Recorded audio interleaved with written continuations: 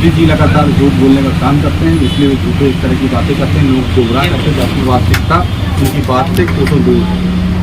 और अगर उनको जनता पर भरोसा होता तो कहते कि जैसे जनता का जो निर्णय होगा, जनता का जो आशीर्वाद मिलेगा वही हमारा है। अब वो कहते हैं 400, कल कहेंगे 500, तो उनका ये तो तानाशाही प्रवृत्ति है। और देखिए जहाँ तक मोदी की गारंटी है 2024 लोकसभा चुनाव, इसको लेकर आज हम कुछ वरिष्ठ लोगों के साथ बैठे हैं, जो शहर के वरिष्ठ नागरिक हैं, उनके साथ बैठे हैं। आइए उनसे पूछते हैं 400 पार या इसके बाद 2024 का चुनाव। हम मौजूद हैं चौराहे पे, खजुराहो होटल के पास ये चौराहा माना जाता है। यहाँ पे कुछ यहाँ एम्बुलेंस चालक भी हैं, एम्बुलेंस चालकों की जो टैक्सियाँ यहाँ खड़ी होती हैं, हमारे बीच कुछ लोग भी हैं। आइए पूछते हैं इस बार 400 पार का क्या हाल है। मोदी जी कह रहे हैं इस बार 400 पार, आप क्या कहेंगे? मोदी जी लगातार झूठ बोलने का काम करते हैं, इसलिए वो झूठे इस तरह की बातें करते हैं, लोग गुमराह करते हैं, जबकि वास्तविकता उनकी बात से कोसों दूर है। तो कहीं कुछ ऐसा नहीं है। मुश्किल से 150 से 200 सीटें पूरे हिंदुस्तान में बीजेपी की आ जाएंगी, ये भी बड़ी बात है। पर मोदी जी हैं, कुछ भी फेंक सकते हैं, उनको फेंकने का अवार्ड मिला है, इसीलिए उनको फेंकू कहते हैं।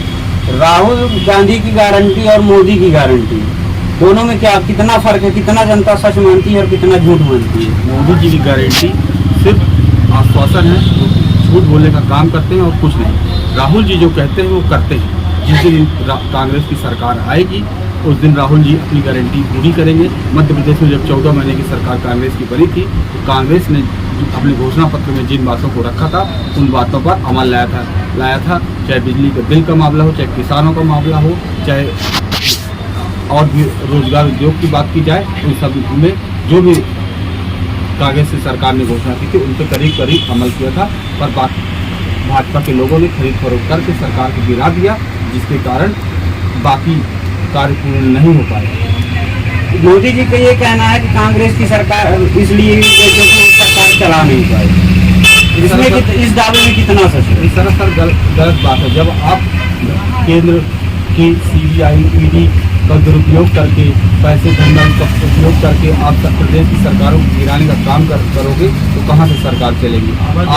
आप इस समय बीजेपी की 3 एजेंसियां हैं, जो CBI और इनकम टैक्स, ये बीजेपी की एजेंसियां हो गई, ना कि ये केंद्र की सुरक्षा एजेंसियां या क्या कहते हैं अपराध नियंत्रण एजेंसियां रह गई हैं। ये बीजेपी की सदस्य के रूप में काम करती हैं और उन्हीं के द्वारा लोगों को दबाव बनवाकर मोदी जी लोगों को प्रताड़ित करते हैं और दबाव बना के सरकारें गिराते हैं। इस बार क्या देखकर लोग वोट कर रहे हैं? क्या मानकर वोट करेंगे? किसको वोट करेंगे? बेरोजगारी का मुद्दा है बहुत बड़ा। अपने हिंदुस्तान में बेरोजगारी का स्तर किस तक बढ़ रहा है, ये एक सोचने का विषय है। महंगाई एक बड़ा मुद्दा है और सबसे बड़ी बात है, जब से मोदी जी की सरकार आई है देश को बांटने का काम किया। देश में विकास का कहीं कोई काम नहीं। जातिवाद पर, समाजवाद पर, हिंदू मुस्लिम पर, मंदिर मस्जिद पर मोदी जी लोगों को बांट रहे हैं। अच्छा, अभी एक मोदी जी का बयान वायरल हो रहा है, कहते हैं अगर कांग्रेस की सरकार बनी तो मंगलसूत्र खतरे में आ जाएंगे। इस पर क्या कहना है? मोदी जी इस तरह की अनर्गल बातें करके देश की जनता को गुमराह करने का प्रयास करते, पर देश की जनता समझदार है, वो गुमराह होने वाली नहीं है और मोदी जी किसी तरह भी बहकावे में नहीं आएगा। तो वो मंगलसूत्र की गारंटी लेते हैं कि लोगों के मंगलसूत्र, इस बयान को आप किस हिसाब से मोदी जी का बड़पोलापन है, जो लोगों को भड़काने का काम करते हैं, जबकि ये सरासर गलत बातें करते हैं। इसीलिए इस बार देश की जनता जागरूक होकर मोदी जी को नहीं कांग्रेस को वोट दे रही, राहुल जी की गारंटी को मान रही। आपका नाम? एम्बुलेंस वाला कौन है? आइए उनसे पूछते हैं 400 पार या उसके पहले ही रुक जाएगी मोदी जी की रफ्तार। मोदी जी कहते हैं इस बार 400 पार, क्या पहले ही रुकेगी रफ्तार? देखिए वो 400 पार कैसे कह रहे हैं? प्रजातंत्र में जनता का निर्णय ही सर्वोच्च होता है। जनता अगर किसी को 400 देगी, 500 देगी, अलग बात है। और मोदी जी कैसे तय करेंगे 400 पार? इसका मतलब कोई न कोई उनमें ऐसी व्यवस्था है जिसमें उन्होंने मैनेज कर रखा है कि हम 400 सीट जीत लेंगे। और अगर उनको जनता पर भरोसा होता तो कहते कि जैसे जनता का जो निर्णय होगा, जनता का जो आशीर्वाद मिलेगा वही हमारा है। अब वो कहते हैं 400, कल कहेंगे 500, तो उनका ये तो तानाशाही प्रवृत्ति है। और देखिए जहाँ तक मोदी की गारंटी है, मैं एक सीनियर आदमी हूँ, 75 साल का हूँ मैं, भारत का नागरिक हूँ। मैंने इतना झूठ बोलते हुए किसी प्रधानमंत्री को नहीं देखा आज तक जैसा वो झूठ बोलते हैं। उन्होंने पहले चुनाव में 2014 में हुआ था, उसमें उन्होंने कहा था कि हम प्रत्येक नागरिक के खाते में 15 लाख रुपये जमा कराएंगे। जो विदेशों में काला धन जमा है उसको लाकर हम भारत के प्रत्येक नागरिक के खाते में 15 लाख रुपये जमा कराएंगे। उन्होंने ये भी कहा था कि हम 2 करोड़ लोगों को प्रतिवर्ष रोजगार देंगे। उन्होंने तो कुछ किया नहीं। जहाँ तक उनके जनता के लिए काम करने का सवाल है, जनता के लिए किसानों को प्रति वर्ष में 6,000 रुपया एक भिक्षा की तरह दे रहे हैं। हम भी किसान हैं, नागरिक हैं भारत के। एक किसान को 6,000 रुपये देते हैं भिखारी की तरह। MSP को जो है रेट निर्धारण जिसमें फसलों का होता है उसको कानूनी दामन ही पहरा के कभी भी बंद कर सकते हैं। इसके बाद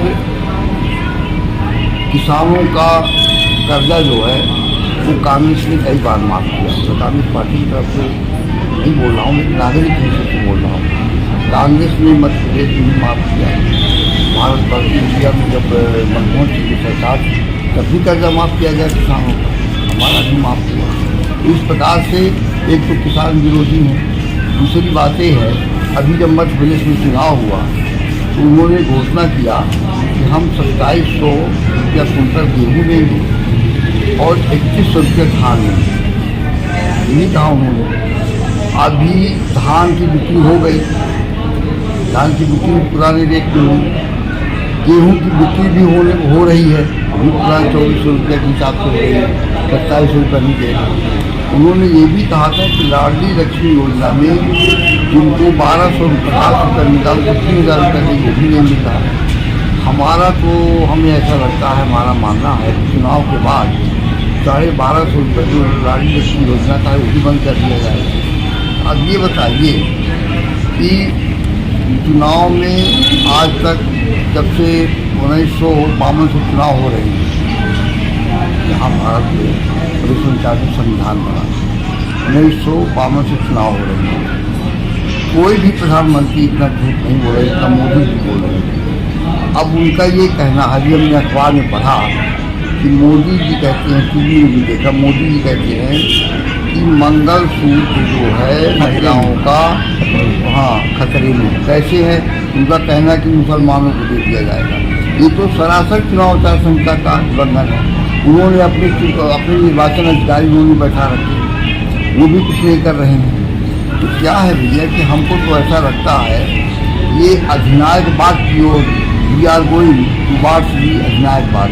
ये जो भाजपा की जो नीति है, जो चाल ढाल हमको दिख रही है, कितना अभिमान में डूबे हुए हैं। अरे भाई, राम मंदिर आपने बनवाया है, चंदा से बनवाया है, कोई किसी ने एक आदमी ने पैसा लगाया क्या? चंदा सबने दिया, सारे नागरिकों ने दिया, विदेशों से भी चंदा आया, आपने मंदिर बनवाया। आपने रामायण पढ़ा होगा, रामायण में लिखा है कि पंचक भक्त कहा है राम को।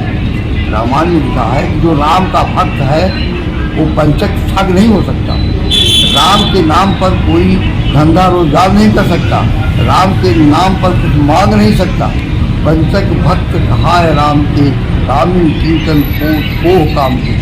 तो इस प्रकार से जो ये सब हो रहा है, हम मंगलसूत्र ले लेंगे। अभी यही बयान मोदी जी का भी 2 दिन से वायरल हो रहा है कि अगर कांग्रेस आती है तो मुसलमानों की सरकार है, किसी जाति विशेष वर्ग की बात कर रहे हैं। तो मणिपुर में भी तो उनकी सरकार थी, अभी जो महिलाओं के साथ अत्याचार हुआ, इन दोनों चीजों को आप क्या कहना चाहते हैं? इन दोनों चीजों मुसलमान भारत के नागरिक नहीं है। हाँ, हमारे संविधान को मानते हैं, 22-23 करोड़ मुसलमान हैं, आप उनको कहाँ ले जाएंगे बताइए ना।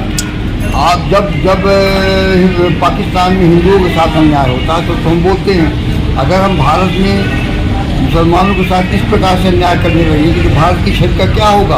पूरी दुनिया में जो भारत के घर में देश की छवि है उसका क्या होगा? प्रधानमंत्री सभी वर्ग के होते हैं, तो क्या ऐसा बयान आप कहाँ तक सही है? बहुत गलत बयान दे रहे हैं। और इस तरह के ये तो है ही नहीं। हाँ, तो क्या है कि ये बताइए, ऐसा कोई राम भक्त हो सकता है जिसमें बंद कर दिया? मुख्यमंत्री को दिल्ली में भी बंद बंद कर दिया कर दिया। झारखंड के दिल्ली में आदिवासी था, केजरीवाल। आदिवासी था। केजरीवाल को ही मार डालेंगे। They are planning to kill the Kejriwal. Kejriwal को ये मार डालेंगे, क्योंकि उसको शुगर की बीमारी है उसको। और ये न्यायालय भी कैसा है पता नहीं, मैनेज है क्या।